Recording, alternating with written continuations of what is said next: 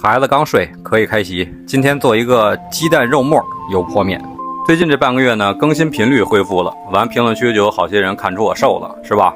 哎，还真是。但这跟带孩子可没什么关系啊。都开玩笑说一有孩子就累，怎么着的？累确实是累，但不至于瘦。我完全是减肥减的，怎么减，吃什么，其实这都好说。最主要的是你自己能控制住自己的欲望。我媳妇生完孩子那段时间，最重的时候我体重198斤了，朋友们。4月中旬那会儿吧，天也热了，完翻箱倒柜，把这个夏天的衣服都拿出来了。这是我妈酱的牛肉，衣服不拿出来吗？就怎么试怎么别扭。然后我就不行了，我得瘦。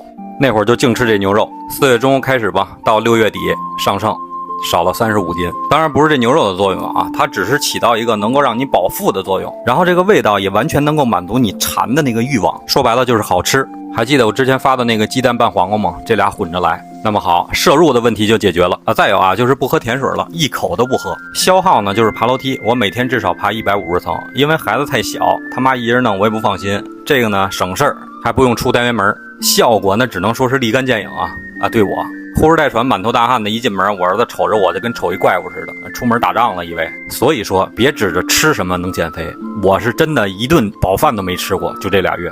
现在就不一样了，那你们都说我这快跟纸片似的了，我不吧我。所以最后我总结出一道理，就是你想瘦那就饿着。完昨天拌的那个面包干我太爱吃了，我今天又弄了一个，其实就是普通的蜂蜜面包干，然后这麻酱呢放到在上一条视频里。但你要减肥吃这个不行啊，吃这行，吃这没问题。对了，要真想爬楼梯啊，去搜搜那个正确的爬楼梯的姿势，别整半天整出一副作用来。面条真香，行了，吃饱睡啊，明儿见。